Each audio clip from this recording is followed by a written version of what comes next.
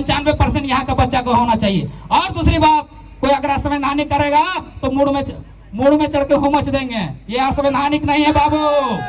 ये आपका झारखंड का एक आदमी किसी भी राज्य में जाके मुखिया नहीं बना है, और हम इतने सीधे साधे इतने भोले भाले लोग हैं, यहाँ 17 से 18 विधायक सांसद बाहरी लोग को बना दिए हैं। तो आपके हित में नीतियां कैसे बनेंगी? झारखंड में बाहरी भाषा, झारखंड में बाहरी लोग नहीं चलतो।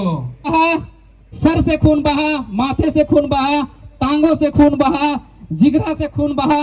हमने काम किया कि अबर गंजेड़ी सरकार नहीं चलतो। ये मैट्रिक इंटर नियोजन नीति नहीं चलतो। 11-13 जिला की नियोजन नीति नहीं चलतो बाबू। 11-13 जिला तो रिजर्व कर दिया, और 11 जिला जो बाबा जी ढाबा बना सो के जिम्मा लेगा। इस देश में राजा कौरव हो या पांडव, क्या फर्क पड़ता है? इस देश में राजा कौरव हो या पांडव, जनता तो बेचारी द्रौपदी है। जनता तो बेचारी द्रौपदी है। अगर कौरव राजा हुए तो चीरहरण के काम आएगी, अगर पांडव राजा हुए तो जुए में हार दी जाएगी। आज झारखंड का वही स्थिति है। चाहे सरकार बीजेपी की बने, चाहे जेएमएम की बने, लाठियां कौन खाते हैं? छात्र खाते हैं। छठी जेपीएससी में हमारा दोस्त मानस रंजन साहू, कुछ हमारे साथी जो वर्दी में खड़े हैं, छठा जेपीएससी में हमारे साथ आंदोलन कर रहे थे।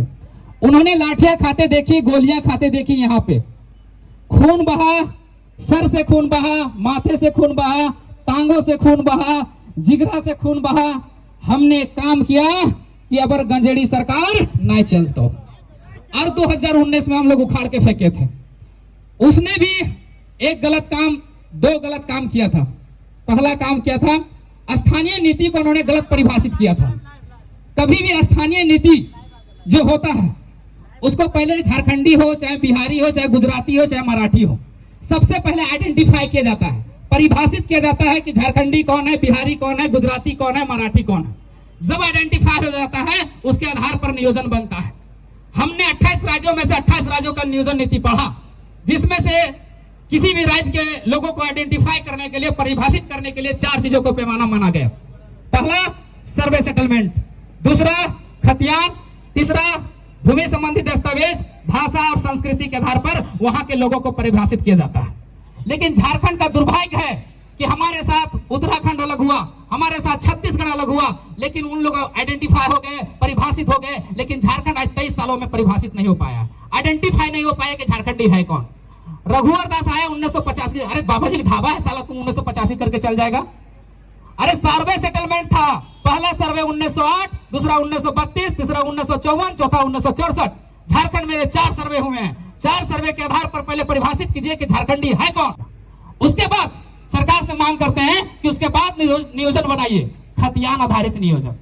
ये मैट्रिक इंटर नियोजन नीति नहीं चलतो। 11-13 जिला की नियोजन नीति नहीं चलतो बाबू। 11-13 जिला तो रिजर्व कर दिया, और 11 जिला जो बाबा जी ढाबा बना सो के जिम्मा लेगा। गिरिडीह में 52 को इंग्लिश का टीचर का वैकेंसी था, 48 को बाहरियों का हुआ था। 56 को संस्कृत के टीचर का वैकेंसी था, 54 को बाहरियों का हुआ था। केमिस्ट्री का 37 को टीचर का वैकेंसी था, 36 को बाहरियों का हुआ था।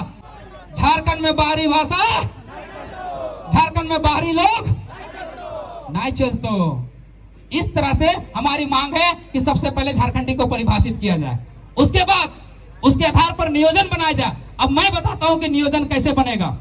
सबसे पहले जहां जैसा सर्वे हुआ उस आधार पर खतियान आधारित स्थानीय निर्गत हो। उसके बाद नियोजन में किया जाए कि सी और डी के नौकरियां हैं, उसमें 90 से 95% हमारे लिए रिजर्व किया जाए, अन्य झारखंडियों के लिए रिजर्व किया जाए। चाहे वो किसी भी जात, किसी भी संप्रदाय, किसी भी धर्म या किसी भी लिंग से हो, उससे मायने नहीं रखता। 95% यहाँ का बच्चा को होना चाहिए। और दूसरी बात, कोई अगर असंवैधानिक करेगा तो मूड में चढ़ के हो मच देंगे। ये असंवैधानिक नहीं है बाबू, ये असंवैधानिक नहीं है, याद रखो। आंध्र प्रदेश और तेलंगाना अनुच्छेद 371 का डी अपने लिए सी और डी के नौकरियों में 100% रिजर्व किया है।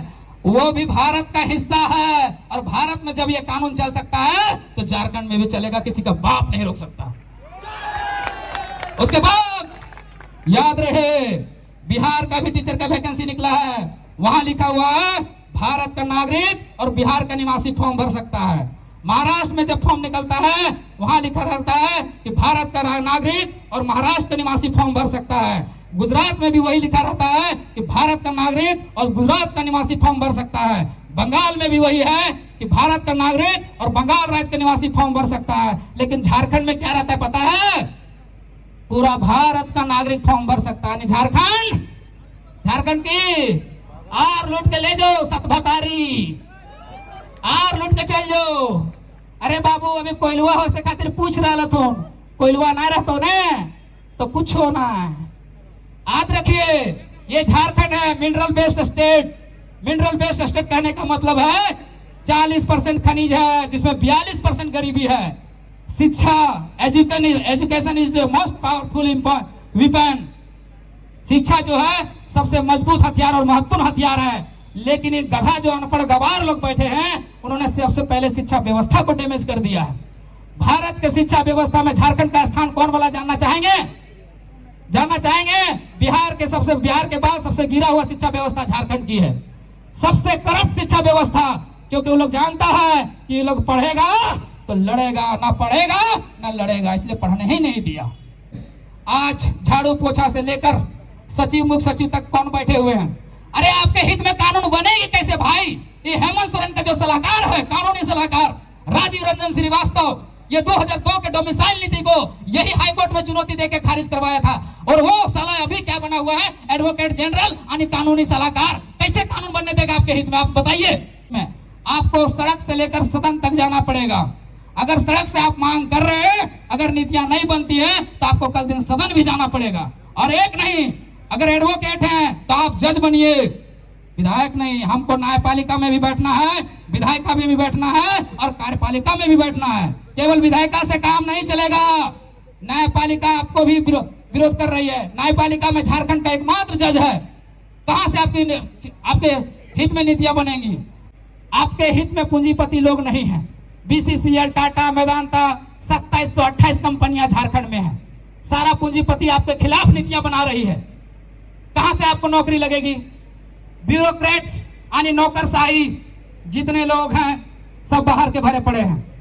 ये ब्यूरोक्रेट्स नीतियों बनाने में यह योगदान होता है। इन गधों को क्या पता जिसने आपको वोट देके आपने भेजा है उसको कुछ नहीं पता। नीतियां ब्यूरोक्रेट्स बनाती है और यहाँ पर ब्यूरोक्रेट्स हावी है।